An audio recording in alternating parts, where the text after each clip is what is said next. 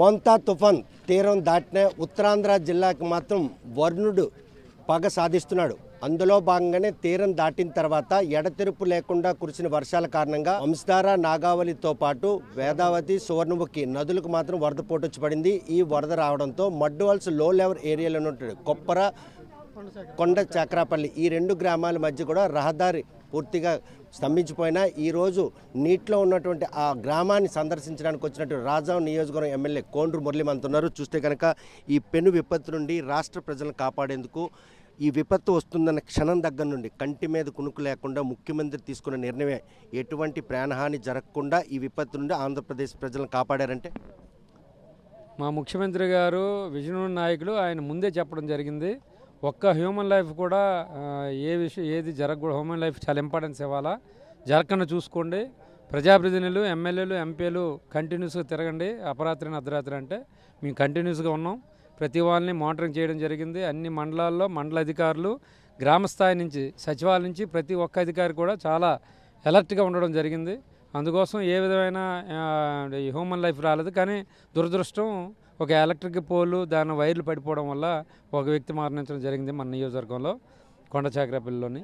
So దాన్ని కూడా ప్రభుత్వం వెంటనే దాని మీద చర్యలు తీసుకోవడం జరిగింది. కాంపెన్సేషన్ ఇస్తామని కూడా చెప్పడం జరిగింది. ప్రభుత్వ పరంగా ప్రభుత్వ దృష్టికి కూడా తీసుకెళ్ళడం జరిగింది.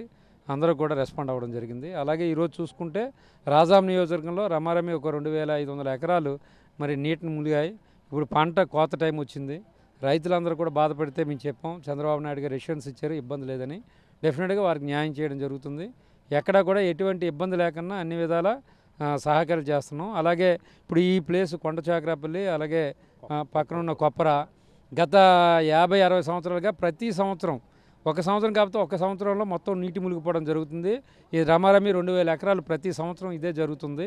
అలా నియోజకవర్గంలో 6 స్పాట్లు ఉన్నాయి. ఈ 6 స్పాట్లు కూడాను నెక్స్ట్ ఇయర్కి రాకుండా ఉండడానికి ముఖ్యమంత్రి దృష్టికి తీసుకెళ్తాం. ప్రభుత్వ దృష్టికి తీసుకెళ్ళి వాటిని శాంక్షన్ చేసి ఇక్కడ వేదావతి నది, సువర్ణముఖి నది మీద గ్రౌండ్స్ కడితే ఈ 2000 ఎకరాలు సేఫ్ అవుతుంది. అలాగే ఇక్కడ ఉన్న గ్రామాలు కూడా సేఫ్ అవుతాయి. 2000 మంది ప్రజలకు కూడా ప్రతిసారి ఎప్పుడు తుఫాను వచ్చినా, ఎప్పుడు వరదలు వచ్చినా ఇబ్బంది పడుతున్నారు. దీర్ఘకాలికమైన ఈ సమస్య నుండి బయటపడడానికి ఆ గ్రామస్తులు కావచ్చు, గ్రామ ప్రజలు, రైతులు కూడా ఈ సమస్య పరిష్కారం కావాలంటే ఏమైనా ఆర్థిక పనుల ఆటంకాలు ఇన్ని దశాబ్దాల కాలంగా ఇక్కడ నిర్మాణాలకు ఆటంకం నిలిచి ఉన్నాయి కాబట్టి ఇప్పటి వరకు మరి చాలా వరకు చేశారు. అయినా ఇవి ఒక 6 పాయింట్స్ ఉన్నాయి. ఇవి ముఖ్యమంత్రి దృష్టికి తీసుకెళ్తాం. ప్రతి సంవత్సరం దీనివల్ల కనీసం ఒక 3000 నుంచి 4000 ఎకరాలు మరి రైతులు ఇబ్బంది పడుతున్నారు. మునిగిపోవడం వల్ల వారు అంటే శ్రమ అంతా కూడా ఒక విధంగా దోపిడీ అయ్యే పరిస్థితి అవుతుంది. అందుకోసం ఈ 6 పాయింట్లని ముఖ్యమంత్రి దృష్టికి తీసుకెళ్తాం. ఇరిగేషన్ మినిస్టర్ తీసుకెళ్ళి శాంక్షన్ చేసి వచ్చే సంవత్సరం కానీ ఆ వచ్చే సంవత్సరం నుంచి పర్మనెంట్గా ఎప్పుడు ఇబ్బంది లేని విధంగా చేయడానికి నా వంతు కృషి చేస్తాను. డెఫినెట్గా చేస్తానని కూడా నమ్మకం ఉంది. చూస్తే కనుక ప్రాణహాని జరగకుండా అయితే కనుక అరికట్టారు. కానీ ఆస్తి నష్టం విషయంలో మాత్రం అపారమైన నష్టం రైతులకు జరిగింది. పంట చేతికొస్తుందని ఆశగా ఎదురుచూస్తున్న వారి ఆశలు మాత్రం మోంతా తుఫాన్ రూపంలో ఈరోజు వారికి జరిగిన నష్టం అంచనాలు రూపొందించడంలో ఎటువంటి మెలకువలు పాటిస్తున్నారు వ్యవసాయ శాఖ అధికారులు, ఎటువంటి చర్యలు? ఇప్పటికే ప్రభుత్వం వ్యవసాయదారులకి, అలాగే ఉన్న సచివాలయం స్టాఫ్కి, అలాగే ఎండిఓలు, ఎంఆర్ఓలు కూడా ఇన్స్ట్రక్షన్ ఇవ్వడం జరిగింది. అలాగే యానిమల్ హస్బెండరీ అందరికి కూడా ప్రభుత్వం ప్రతి డిపార్ట్మెంట్కి ఇవ్వడం జరిగింది. అందులో భాగంగా మన నియోజకవర్గంలో లక్కీగా ఏ విధమైన యానిమల్ హస్బెండరీ కూడా ఇబ్బంది రాలేదు.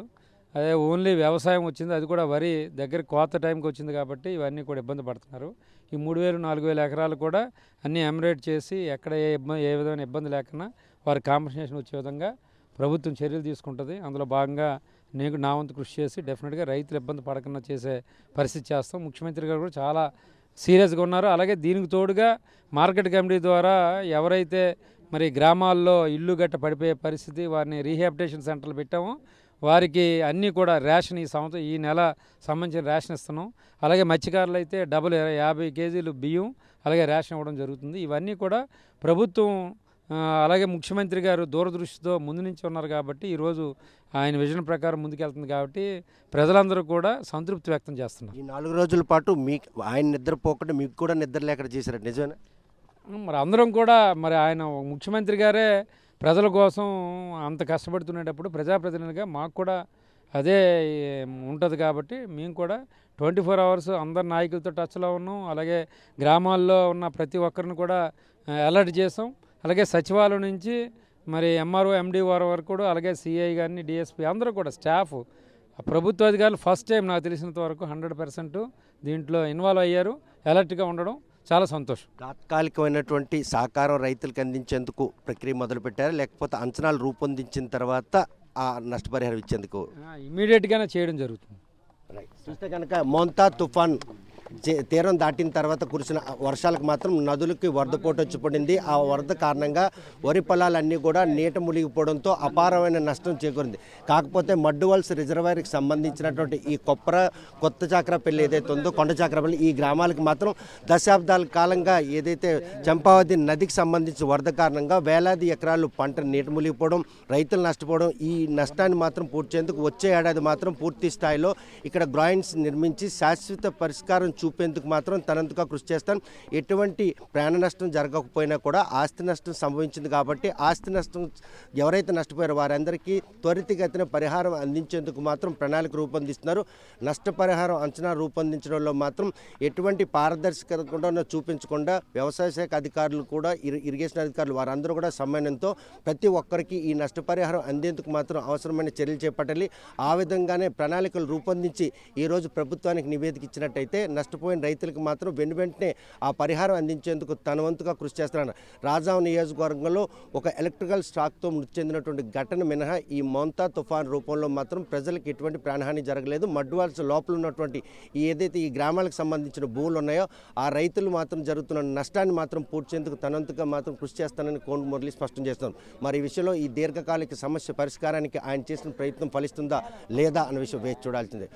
రాజాం నియోజకవర్గం కొండ చాకరపల్లి నుండి వీడియో జర్నలిస్ట్ రామకృష్ణతో సత్యం, ఆర్టీవీ, శ్రీకాకుళం. తెలుగులో న్యూస్ కి ఫాస్టెస్ట్ యాప్ ఇప్పుడు టోటలీ న్యూ అవతార్లో జస్ట్ 5 seconds లో కంప్లీట్ న్యూస్. సోషల్ మీడియాలో ట్రెండ్స్ కి one stop solution. Live TV app voice search option తో ఇప్పుడే డౌన్లోడ్ చేయండి లేదా అప్డేట్ అయిపోండి. యాప్ లింక్ డిస్క్రిప్షన్ లో ఉంది.